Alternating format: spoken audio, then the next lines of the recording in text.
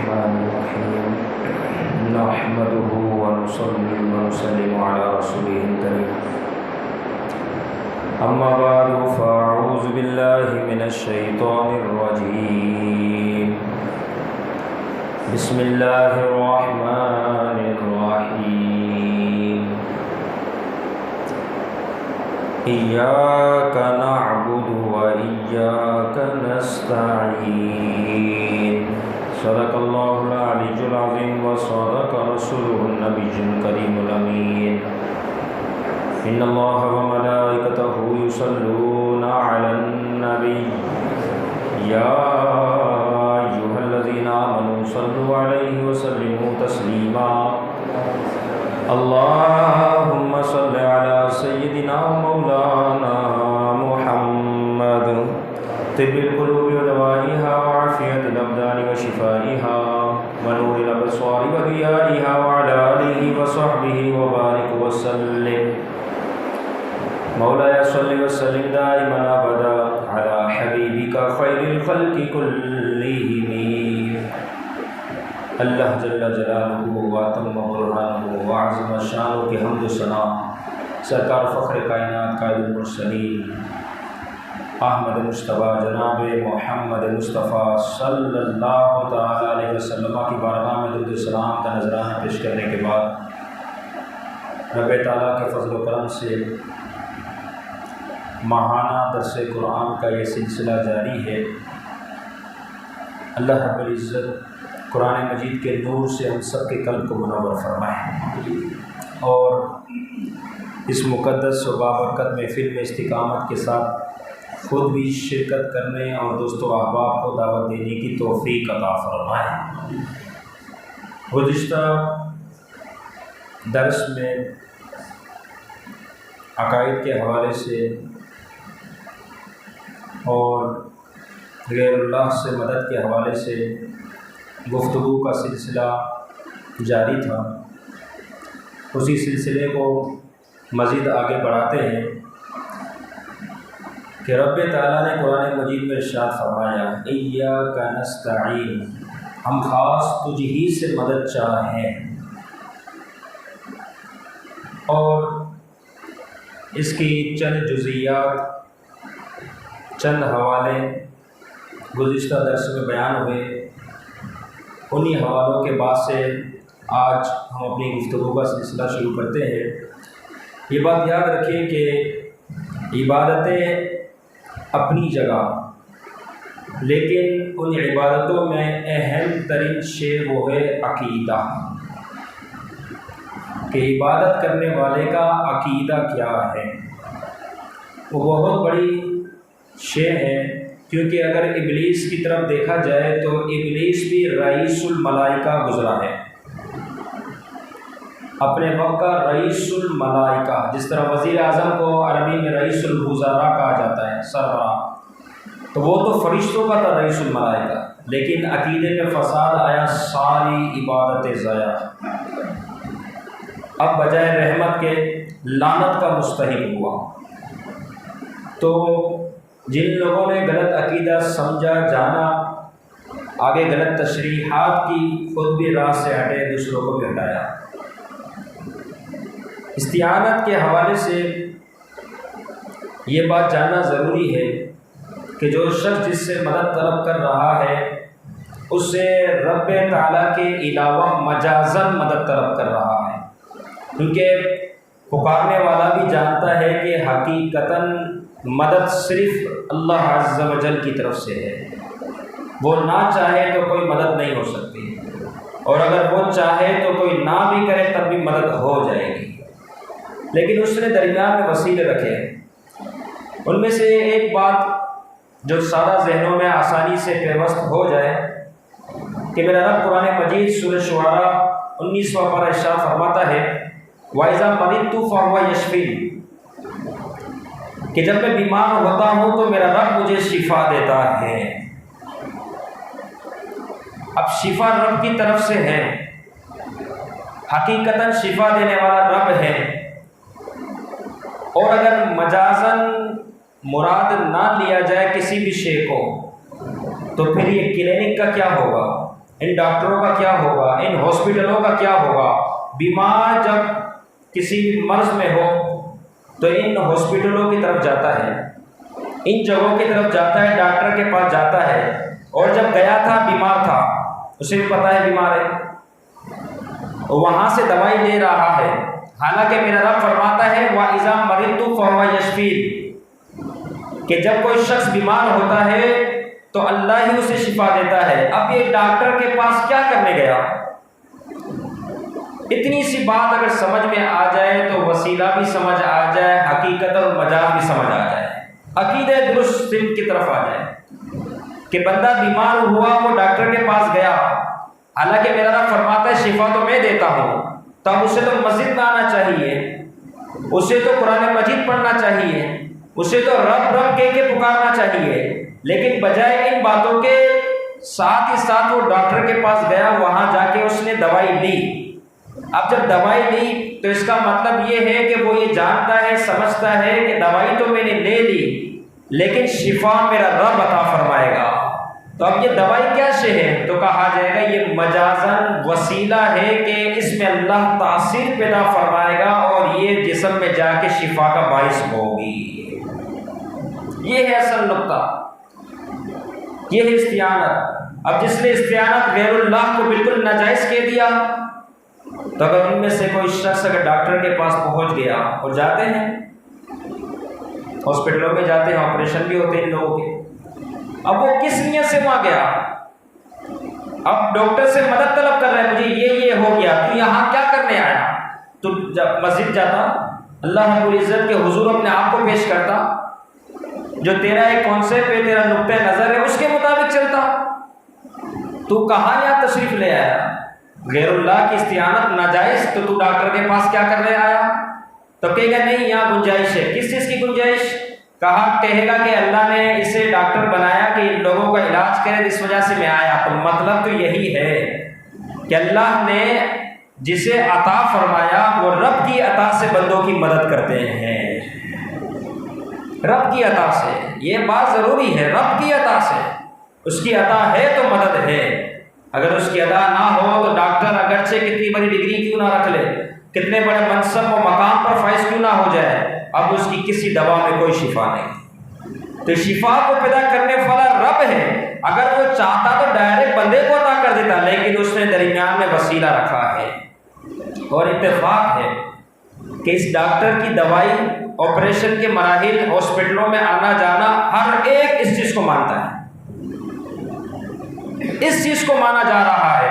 لیکن جہاں پر بات آ جائے اللہ عز و جل کے اولیاء کی، اللہ کے ولیوں کی بات آ جائے تو وہاں فوراً انکاری بن جاتے ہیں کہ نہیں، وہاں جانے کی حاجت نہیں۔ تو اسی حوالے سے کچھ اہم ترین جزیات میں چاہوں گا کہ آپ کے سامنے اس حوالے سے بیان ہو۔ امام غزالی رحمہ اللہ 505 ہجری آپ کی وفات، 505، احیاء العلوم آپ کی شاندار کتاب تصوف کے حوالے سے۔ آپ نے واضح طور پر یہ بات لکھی کہ جس شخص سے اس کی زندگی میں مدد لی جا سکتی ہو، وہ مدد دینے کا مستحق ہو، تو بعد از وفات بھی اس سے مدد لی جا سکتی ہے۔ تقریباً کم و بیش 950 سال اس ہستی کو ہو گئے دنیا سے رخصت ہوئے، لیکن تحریر آج بھی زندہ ہے۔ اپنے عقیدے کی وضاحت وہ کر کے گئے کہ نام لینے والے بعد میرا نام لیں گے، لیکن میرا عقیدہ جو ہے وہ میں تحریر کر کے چلا جاتا ہوں، کیونکہ اس تحریر کو تو کوئی نہیں بدل سکتا۔ اسی طریقے سے اولیاء کاملین کی کیا شان ہے۔ ملا علی قاری رحمہ اللہ وہ کیا فرماتے ہیں؟ آپ فرماتے ہیں کہ اللہ رب العزت کا جو ولی ہے وہ دنیا کو ضرور چھوڑتا ہے، لیکن فرماتے الا ان اولیاء اللہ، خبردار بے شک جو اللہ کے اولیاء ہے، لا یموتون، وہ مرتے نہیں ہیں۔ یہ کیا بات ہو گئی؟ مرتے نہیں ہیں، حالانکہ جنازہ پڑھا گیا، قبر کے سپرد کیا گیا، لیکن ایک وقت کا امام ملا علی قاری رحمہ اللہ، اتنا بڑا نام، وہ فرماتے ہیں کہ وہ مرتے نہیں ہیں۔ پھر کیا ہوتا ہے؟ فرماتے ہیں وَلَٰكِن يَنْتَقِلُونَ مِنَ الدَّارِ إِلَى الدَّارِ، وہ تو در حقیقت ایک گھر سے دوسرے گھر منتقل ہو جاتے ہیں۔ یہ اولیاء کامل کی شان ہے۔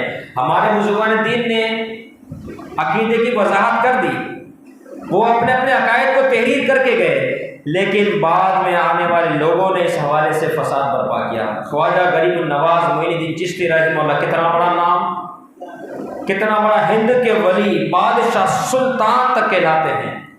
دنیا بھر میں آپ کے ظاہرین جب نام آئے تو بندہ جھوم اٹھتا ہے، خواجہ کی بات ہو رہی ہے، اتنا لطف، اتنا مزہ آتا ہے۔ تو ان کی سیرت کیا کہتی ہے؟ اب ہمارے دلوں میں محبت کس نے پیدا کی؟ انہوں نے در حقیقت عبادت کر کر کے رب کو اتنا راضی کیا، اتنا راضی کیا کہ اب وہ دنیا سے رخصت ہو گئے، لیکن ان کی محبت اللہ نے ہمارے دلوں میں پیدا فرما دی۔ یہ اللہ کے ولی ہے۔ آپ فرماتے ہیں، بڑا مشہور و معروف واقعہ، کہ آپ خود خواجہ داتا گنج بخش علی حجویری رحمہ اللہ کے مزار پر انوار پر تشریف فرما ہوئے ہیں۔ آپ خود آئے، اور یہ نہ جس طرح ہم جاتے فاتحہ پڑھ کے چلے جاتے، نہیں، انہوں نے وہاں پر کئی مہینوں تک وقت گزارا، چلا کاٹا، عبادت میں مشغول رہے، جس سے یہ بھی پتہ چلتا ہے کہ اللہ کے ولیوں کے در پہ جانا خود اللہ کے ولیوں کی سنت ہے، کہ وہ اولیاء کاملین بھی اس عمل کو محبوب جانتے تھے۔ اور یہ بات بھی یاد رکھے کہ بڑا بڑے کو پہچانتا ہے، ولی ولی کو پہچانتا ہے، یہ بات یاد رکھیں۔ اب ایک اللہ کا ولی دوسرے اللہ کے ولی کے در پر حاضر ہے، اور صرف حاضر نہیں ہے بلکہ کئی مہینوں تک وہاں رہے، ایک وقت وہاں گزارا، چلا کاٹا، لیکن جب رخصتی کا وقت آیا، چونکہ خدمات اور بھی کرنی تھی، دین اسلام کی تبلیغ کرنی تھی، جب اب وقت آیا رخصت کا، تو کیونکہ ایک ولی کو پہچانتا ہے، ایک بڑا شخص اپنے بڑے شخص کو پہچانتا ہے، تو جب رخصتی کا وقت آیا تو زبان پر کیا جاری ہوا؟ گنج بخش فیض عالم مظہر نور خدا، نا کی سارا پیر کامل کاملارا رہنما۔ زبان پہ جاری ہوا، کیا ہے؟ فرمایا کہ یہ تو عالم میں اپنا فیض لٹانے والے ہیں، خزانے لٹانے والے، گنج بخش ہے، خزانے لٹانے والے۔ یہ خواجہ غریب النواز معین الدین چشتی رحمہ اللہ کی زبان اقدس سے جاری ہوئی الفاظ، کیونکہ انہوں نے داتا گنج بخش کو جان لی۔ تو یہ بزرگان دین کی تعلیمات ہے۔ خود خواجہ داتا گنج بخش علی حجویری رحمہ اللہ کے حوالے سے آتا ہے کہ آپ کو جب کوئی مشکل درپیش ہوتی، آپ بایزید بستامی رحمہ اللہ کے مزار پر حاضر ہو جاتے ہیں۔ یہ آپ کی سیرت کی کتابوں میں لکھو، آپ کو تکلیف ہوتی، آپ جانتے ہیں، یہ بزرگان دین کی سیرت ہے۔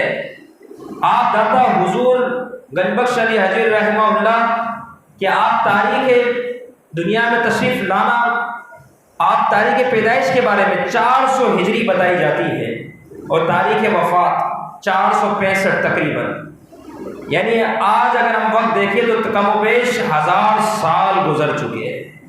ان کا عقیدہ کیا تھا کہ ان کو پر جب تکلیف آتی تو وہ خود اولیاء کاملین کے در پر حاضر ہو جاتے ہیں، اور وہاں جا کے اپنی فریاد رسی کرتے، ان کے وسیلے سے دعائیں مانگتے۔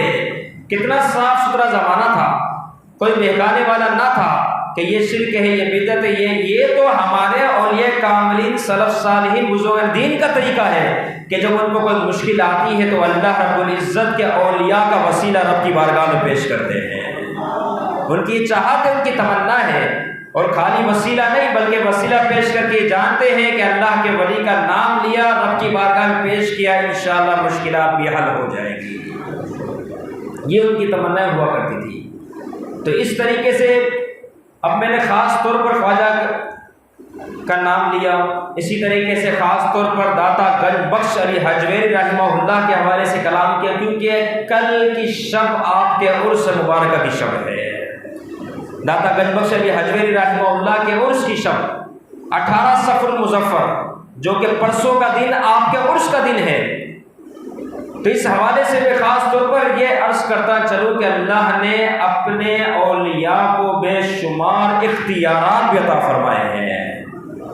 جیسے امام غزالی رحمہ اللہ کا آپ نے فرمان سنا کہ دنیا میں جو مدد کر سکتا ہے بعد از وفات وہ مدد دینے پر قادر ہے۔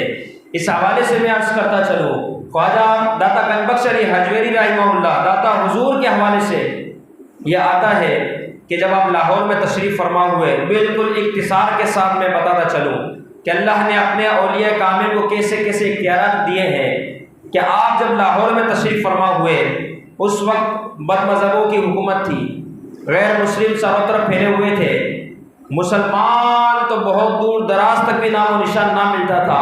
ایسے حالات میں داتا گنج بخش علی حجویری لاہور تشریف فرما ہوئے ہیں دین اسلام کی تبلیغ کے لیے، وعظ و نصیحت کے لیے۔ جب یہ آئے تو حاکم وقت جو لاہور کا حاکم تھا وہ چونکہ غیر مسلم تھا، داتا گنج بخش علی حجویری رحمہ اللہ کی تعلیمات سے لوگ مسلمان ہونا شروع ہو گئے، جوک در جوک جماعت بڑھتی چلی گئی، مسجدیں آباد ہونا شروع ہو گئی۔ اس حاکم لاہور جو غیر مسلم تھا اس نے جب دیکھا کہ یہ کیا ہو رہا ہے، یہ تو سارے دین کی طرف جا رہے ہیں، میرا حکم کون مانے گا، اس نے فوراً اپنے سپاہیوں کو کہا کہ اس درویش کو اس لاہور سے باہر نکالو۔ اب سپاہی اپنے حاکم کے ماتحت، اس نے جیسے یہ آرڈر سنا، سپاہی جو ہے رات کا موقع ہے، رات کی یہ گھڑی ہے، آپ کی خانقاہ پر حاضر ہو گئے۔ جب دیکھا تو داتا گنج بخش علی حجویری رحمہ اللہ عبادتوں میں مصروف ہے، رات کی وہ گھڑی ہے، آپ کو عبادت میں دیکھا، انتظار کیا، جیسے آپ فارغ ہوئے تو سپاہی نے کہا کہ حاکم میں لاہور کہہ رہا ہے کہ آپ یہاں سے جائیں، اس لاہور کو چھوڑ دیں۔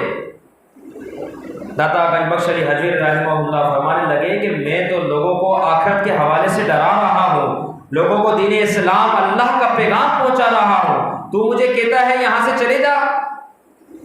اب انہوں نے جب بات کو سنا وہ سپاہی غصے میں آ گئے، کیونکہ حاکم وقت کا حکم ہے، وہ غصے میں آئے، انہوں نے فوراً یہ بات کہی کہ آپ یہاں سے فوراً چلے جائیں۔ جیسے یہ بات غصے میں انہوں نے کہی، سپاہیوں نے، داتا علی حجویری رحمہ اللہ فرمانے لگے میں رب کے حکم سے حاضر ہوا ہوں، رب کے حکم سے آیا ہوں، وہی میرا مددگار ہے۔ اب کیا تھا، سپاہی نے جب اس بات کو سنا وہ آگے بڑھے، انہوں نے کہا اور سوچا کہ ہم اس خانقاہ کو جلا دیتے ہیں، جب یہاں اس خیمے میں آگ لگے گی داتا حضور خود اس جگہ کو چھوڑ دیں گے۔ سپاہیوں کی یہ غلط فہمی تھی، انہوں نے بڑی کوشش کی، بہت کوشش کی، یہاں تک کوشش کرتے کرتے ہر کوشش میں ناکام رہے کہ داتا حضور کی خانقاہ کو نہ جلا سکے۔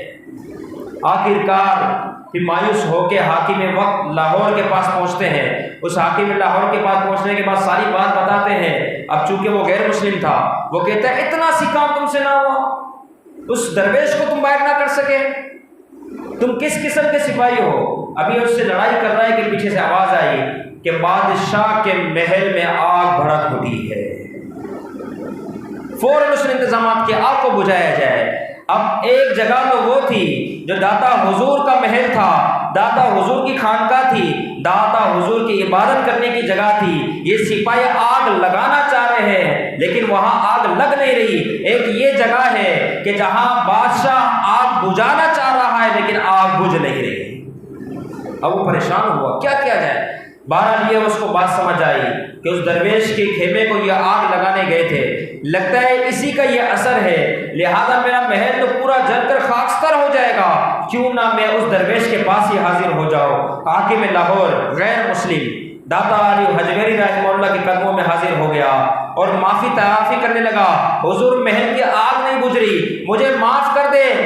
جیسے ہی داتا گنج بخش علی حجویری رحمہ اللہ نے ان کی طرف دیکھا، فرمایا جا تجھے ہم نے معاف کیا۔ یہاں معافی کا اعلان ہوا، پیچھے سے آواز آئی کہ آپ کے محل کی آگ بجھ چکی ہے، آگ بجھ چکی ہے۔ وہ حاکم لاہور جو اس وقت غیر مسلم تھا سمجھ گیا کہ یہ درویش کوئی عام درویش نہیں، یہ بزرگ کوئی عام بزرگ نہیں، اللہ نے اسے خوب اختیارات عطا فرمائے ہیں، یہ کوئی عام شے نہیں۔ فوراً بے ساختہ وہ زبان سے کہہ اٹھا کہ حضور آپ نے اس آگ کو تو ٹھنڈا کر دیا، اب اس دل کی آگ کو بھی ٹھنڈا کر دے، کلمہ پڑھائے اور مسلمان بنا دے، کلمہ پڑھائے اور مسلمان بنا دے۔ اختیارات آپ دیکھیں، داتا گنج بخش علی حجویری رحمہ اللہ اختیارات کے حوالے سے اللہ تعالیٰ کیسی کیسی اپنے صالحین کی مدد فرماتا ہے اور کیسی کیسی ان کی مدد ہوتی ہے۔ اسی طریقے سے اولیاء کاملین کے در پر جانا، کیونکہ اسی مدعے کو، اسی نقطے کو بیان کرنا ہے تو اس حوالے سے یاد رکھیں کہ یہ تو خود آقا دو جہاں صلی اللہ تعالیٰ علیہ وسلم کا بھی طریقہ ہے۔ آپ ہر سال کی پہلے ابتداءً سال کے شروع میں خود پیارے محبوب علیہ السلام شہداء احد کے مزارات پر حاضر ہوا کرتے تھے۔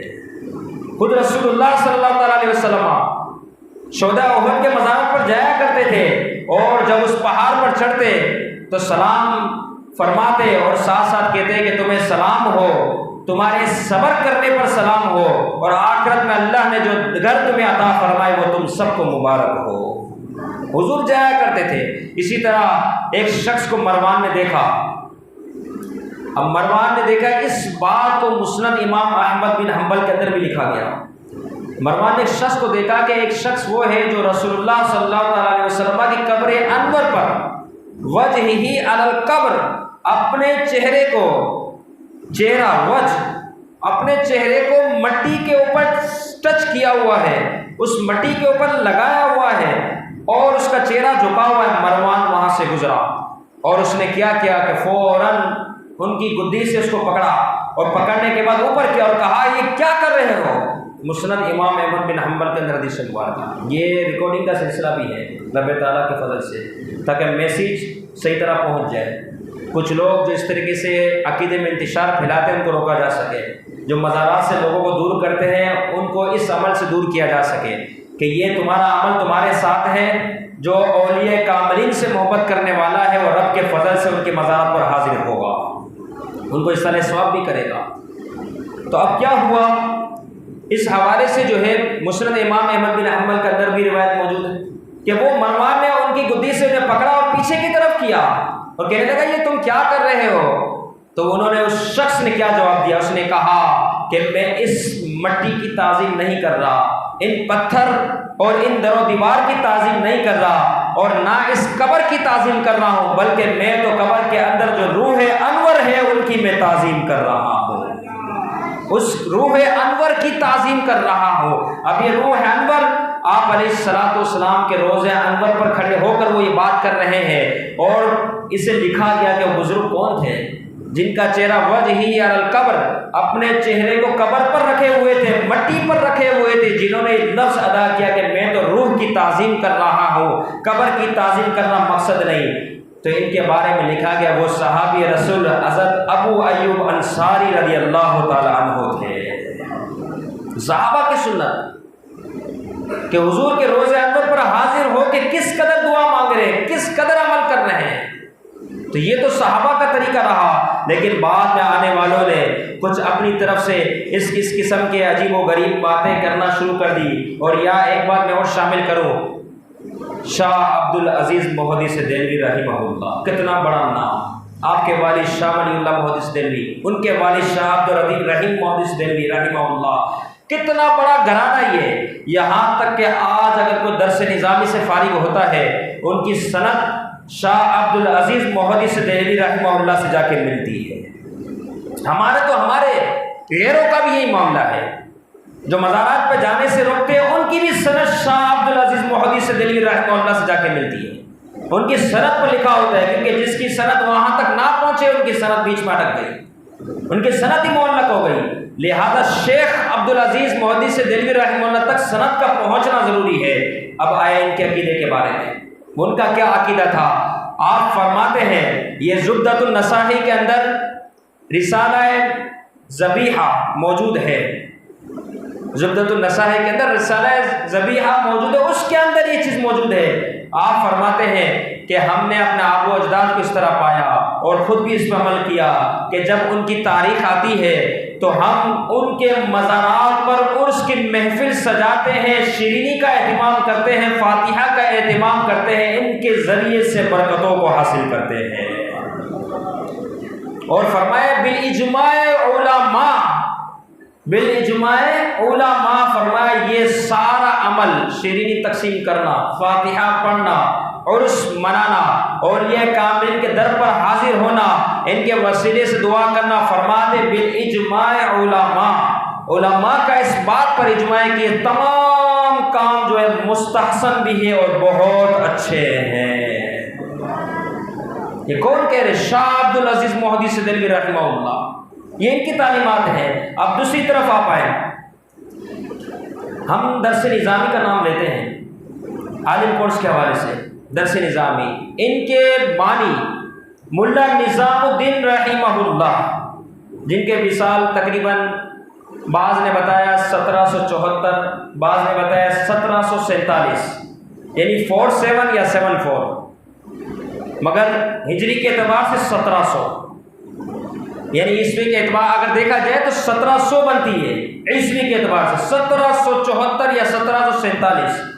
کتنے پرانے بزرگ، انہی سے درس نظامی کا ایک سلسلہ شروع ہوا۔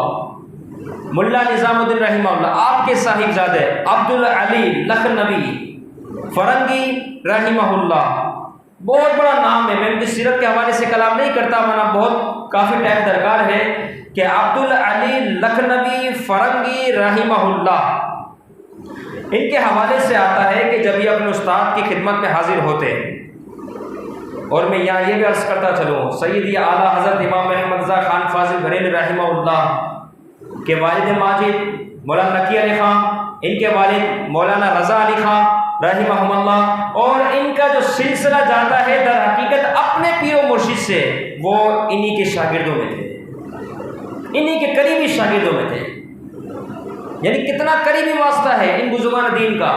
اب ان کی کیا سیرت، ان کی کیا تعلیمات، تو مولانا عبدالعلی لکھنوی فرنگی رحمہ اللہ فرماتے ہیں، میں اپنے استاد سے مسئلہ پوچھتا، بعض مسئلے اتنے دقیق ہوتے ہیں کہ سمجھ نہ آتے، اب ان مسئلوں میں بڑا غوطہ زن ہوتا کہ کاش کوئی نتیجہ نکل جائے، لیکن نتیجہ نہ نکلتا، پھر کیا کرتا؟ اب دیکھو وَإِيَّاكَ نَسْتَعِينُ، اے اللہ ہم تجھی سے مدد چاہتے ہیں، مدد صرف رب کی ہے، لیکن اس کی عطا سے جس کو اس نے عطا فرمایا ان سے مدد لینا بھی جائز۔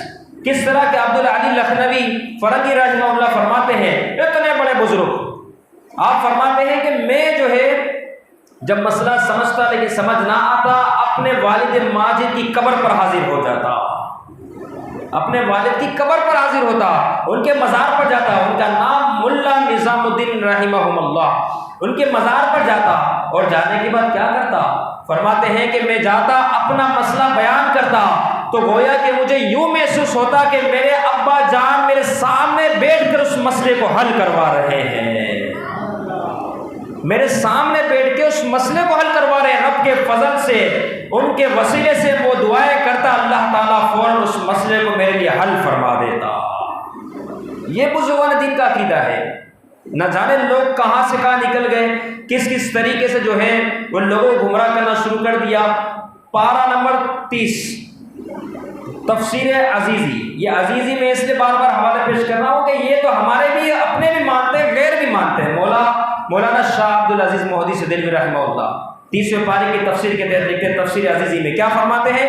از اولیاء مدخولین انتفاع جاری است، از اولیاء مدفونین، آگے انتفاع جاری است، کہ اولیاء کاملین کی یہ شان ہے کہ وہ قبروں میں جانے کے بعد بھی لوگوں کے لیے جو ہے نفع کا باعث ہوتے ہیں۔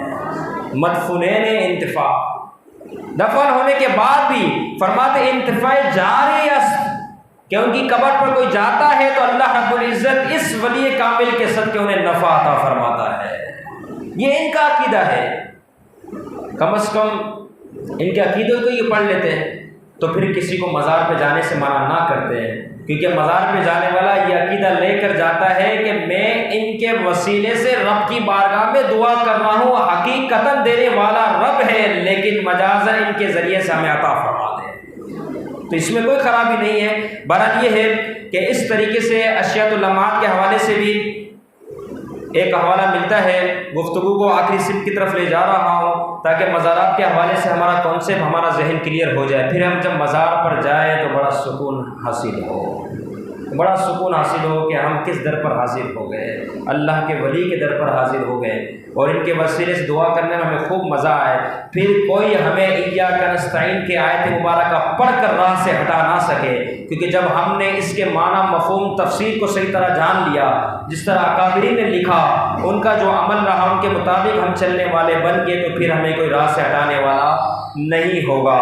تو فرماتے ہیں اشیاء علامات باب زیارت القبور، مشکاۃ شریف کی شرح ہے یہ، اشیاء العلماء شیخ محقق شاہ عبدالحق مودی سے دلوی رحمہ اللہ نے اس کو لکھا۔ اس کی شرح میں لکھتے ہیں کیا تھا شیخ ابو العباس حضرمی، شیخ ابو العباس حضرمی یہ بڑے شیخ گزرے۔ اسی طرح ایک شیخ ہے سیدی احمد جو ان کے بھی شیخ ہیں، سید حضرمی کے شیخ سیدی احمد، ان کے حوالے سے لکھا ہے کہ ابو العباس حضرمی رحمہ اللہ شیخ وہ اپنے شیخ سے پوچھتے ہیں سیدی احمد سے کہ حضور ذرا مجھے یہ بتائیں کہ زندوں کی مدد زیادہ قوی ہے یا بعد از وفات ان کی مدد زیادہ قوی ہے؟ اب سوال دیکھیں، فی زمانہ بیائی نے یہی سوال پایا جاتا ہے۔ پوچھا کیا جا رہا ہے کہ حضور یہ بتائیں، سیدی احمد سے پوچھا جا رہا ہے، بہت بڑے شیخ، ان سے پوچھنے والے میں خود شیخ ہے ابو العباس حضرمی رحمہ اللہ، پوچھتے ہیں کہ زندوں کی مدد زیادہ قوی ہے یا مردوں کی، بعد از وفات ان کی مدد زیادہ قوی ہے؟ تو سیدی احمد کیا فرماتے ہیں کہ بعد از وفات بھی ان کی مدد شامل حال ہوتی ہے، زندوں کی مدد کا تو ہر کوئی قائل ہے، لیکن آپ فرماتے ہیں کہ بات دراصل یہ ہے کہ جو وفات کر گیا رب کے حضور پہنچ گیا، اب اگر ان کی مدد طلب کی جائے گی تو وہ بہت زیادہ قوی ہے۔ بعد از